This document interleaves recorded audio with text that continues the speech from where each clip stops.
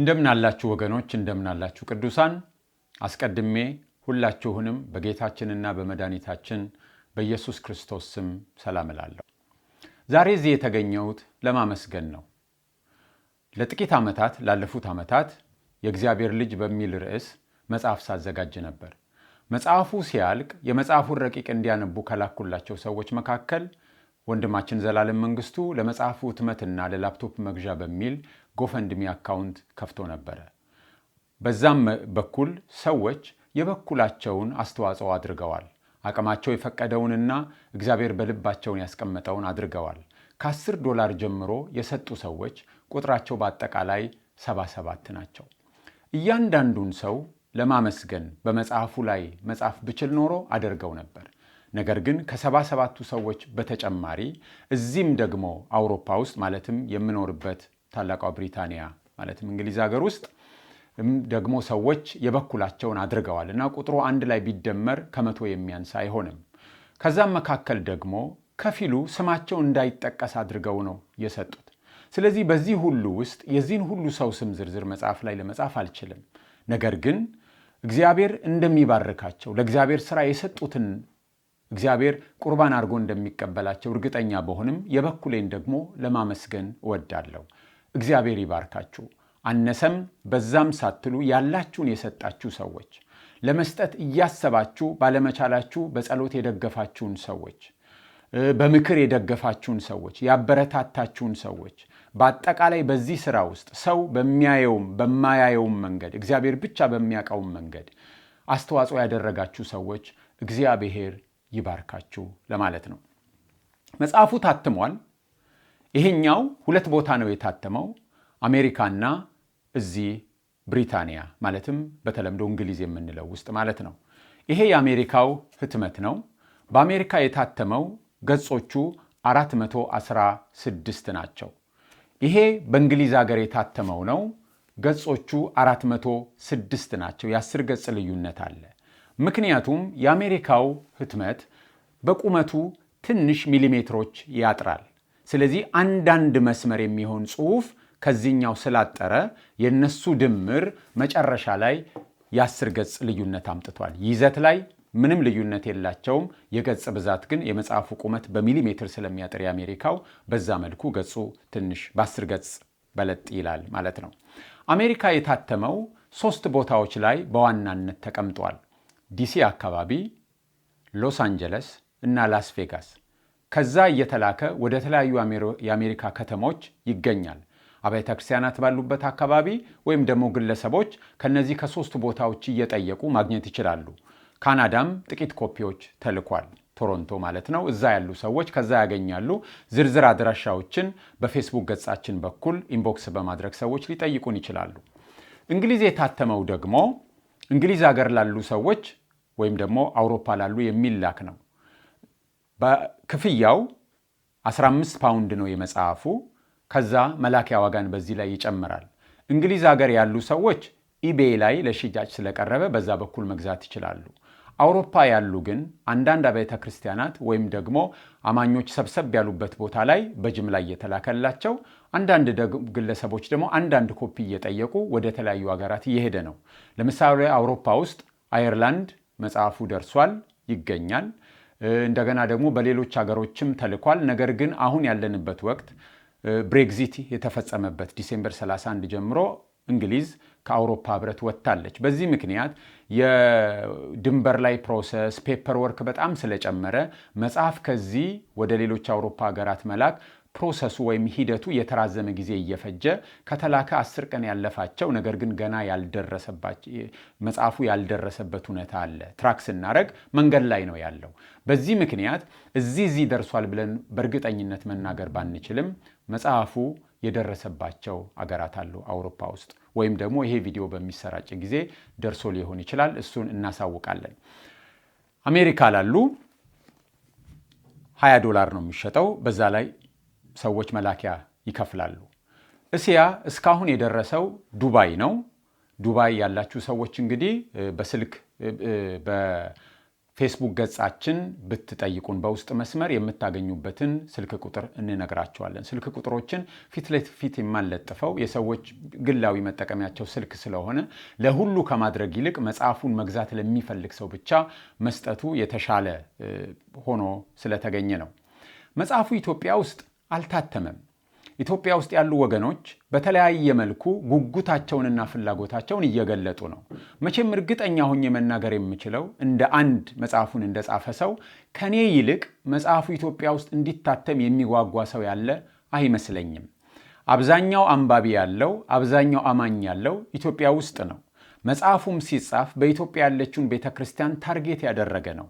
አጠቃላይ ነገሮችን መተንተን ሳይሆን የኢትዮጵያ ቤተክርስቲያን ያሉባትን ወቅታዊ ችግሮች በዚህ ትምህርተ መለኮት ጉዳይ ላይ እሱ ላይ ያነጣጠረ ምላሽ፣ መጽሐፍ ቅዱሳዊ ምላሽ ነው የተዘጋጀው። ስለዚህ ለኢትዮጵያ ቤተክርስቲያን የሚሆን ነው። ነገር ግን ኢትዮጵያ ውስጥ እንዳናሳትም አሁን ባሉት አንዳንድ ምክንያት አልቻልንም። በተጨማሪም ደግሞ ሁላችን እንደምናውቀው መጽሐፍ ማሳተም ኢትዮጵያ ውስጥ ቀላል አይደለም። መጽሐፍ አሳታሚ ድርጅቶች የሥራውን ሂደት በጠቅላላ ወስደው ይህን ሁሉ የሚያደርጉ ከሌሉ ነው የሚቆጠረው። ስለዚህ እኔ ራሴ በተገኘሁበት ሁኔታ የመሯሯጡን ወደ የማሳተሙን የማሰራጨቱን ኃላፊነት ራሴ ወስጄ ካልሆነ በስተቀር ይህን ኃላፊነት በጠቅላላ የምጭንበት ሰው የለም። ሌሎችም ምክንያቶች አሉ። ከዚህ የተነሳ የዚህ የኢትዮጵያ ዓመት ማለትም 2013 ሳያልቅ በፊት በክረምቱ ጌታ ቢፈቅድና ብንኖር እኔም ቤተሰቤም ወደ ኢትዮጵያ ስለምንመለስ በተገኘሁበት እንደሚታተም ተስፋ አደርጋለሁ። ምናልባት በዚህ የሚያዝኑ በኢትዮጵያ ያሉ ወገኖች ቢኖሩ የተሻሻለ እትም ሊደርሳቸው እንደሚችል በማሰብ እንዲጽናኑ ነው መልእክቴን የማስተላልፈው። ምክንያቱም በውጭው ዓለም ሲነበብ የሚመጡ ጥያቄዎች፣ የሚመጡ አስተያየቶች መኖራቸው የሚጠበቅ ነው። ምናልባት ደግሞ የፊደል ግድፈትም ይኖር ይሆናል። ስለዚህ እነዚህ ሁሉ ታርመው የተሻሻለ እትም ኢትዮጵያ ውስጥ በዚሁ ዓመት መጨረሻ ላይ እንደሚታተም ተስፋ እናደርጋለን። ስለዚህ እስከዛ ታግሰው እንዲጠብቁ በትህትና እጠይቃለሁ። ብዙ ወገኖች በተለያየ ሁኔታ ሚዲያ ላይ ሳይውቴን መጽሐፍ ሽፋኑ ላይ ግርታ እንዳለባቸው ጥያቄ እያነሱ ነው። ይህንን ሰምተናል፣ አይተናል። አንዳንዶቹንም መልስ ለመስጠት ተሞክሯል። ምንድን ነው ይሄ ነገር? ከተለያየ ነገር ጋር ሰዎች ያያይዙታል። አንዳንዶቹ ግራ የሚገርሙ ነገሮች ናቸው። ምን አድርገው ያያይዙታል የሚለው ነገር ግራ የሚገባ ነው። ግን ጥያቄው ተገቢ ነው። ምክንያቱም በእኛ በወንጌላውያን ክርስቲያኖች ዘንድ የተለመደ ምልክት አይደለም። ነገር ግን በቤተ ክርስቲያን በጥንታዊቷ ቤተ ክርስቲያን ዘንድ የተለመደ ምልክት ነው። መጽሐፉ ሆን ተብሎ መጀመሪያ የሚነበበው የዚህ ምልክት ትንተና ነው። መጽሐፉ ገጽ 1 ላይ ባዶ ነው። ገጽ 2 ላይ ግን የሽፋን ምስሉ ትንተና ነው። ስለዚህ መጽሐፉን የሚያነብሰው መጀመሪያ የሚያነበው በዚህ መጽሐፍ ውስጥ ስለዚህ ሽፋን ስለ ምልክቱ ትንተና ነው። ምልክቱ ብዙ ትርጉሞችን የያዘ በጣም ትልቅ መልእክት ያለው ምልክት ነው። አሁንም አላነበው ሆን ብዬ ነው፣ ሰዎች በጉጉት እንዲጠብቁትም ሊሆን ይችላል።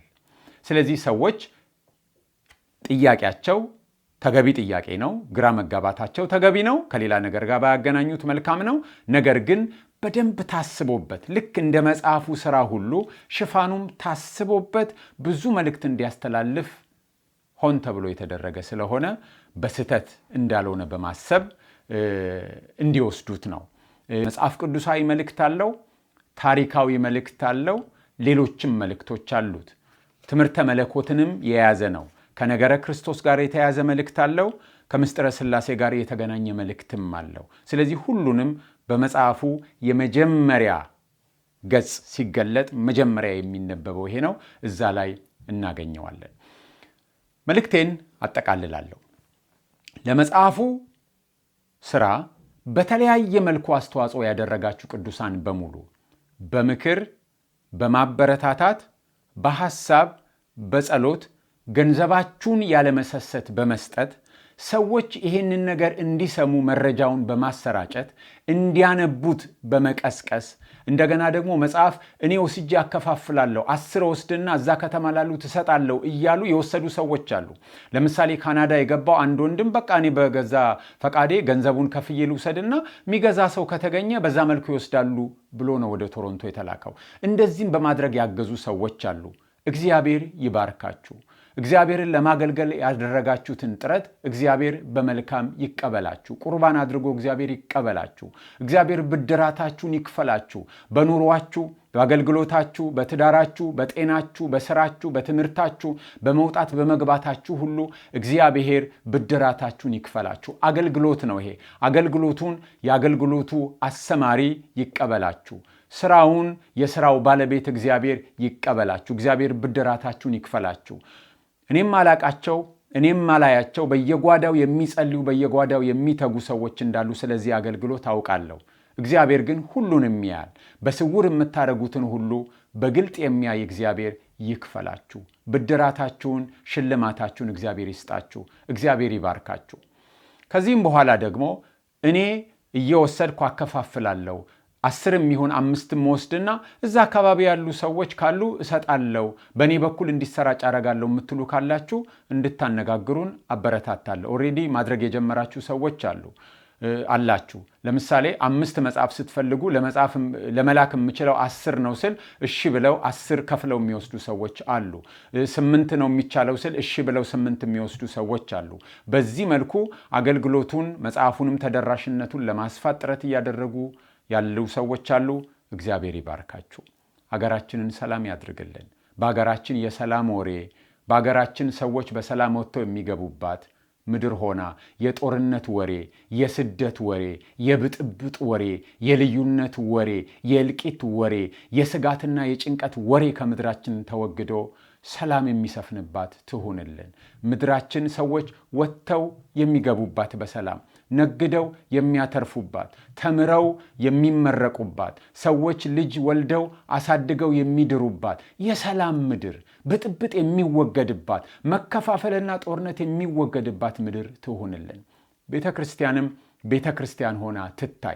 በችግር ውስጥ ጸንታ በመቆም እግዚአብሔር የማይከብርበትን ነገር፣ ርኩሱን ነገር ከመካከሏ በማስወገድ እግዚአብሔር የሚፈልገውን የሚከብርበትን ነገር አጥብቆ በመያዝ ቤተ ክርስቲያንም ቤተ ክርስቲያን ሆና የምትገኝበት፣ አገራችንም እንደ አገር ጸንታ የምትቆምበት ዘመን ይሁንልን። እግዚአብሔር እኛንም ቤተ ክርስቲያንንም አገራችንንም ሰላም ያርግልን። እግዚአብሔር ይባርካችሁ። የጌታ ጸጋና ሰላም ከሁላችን ጋር ይሁን።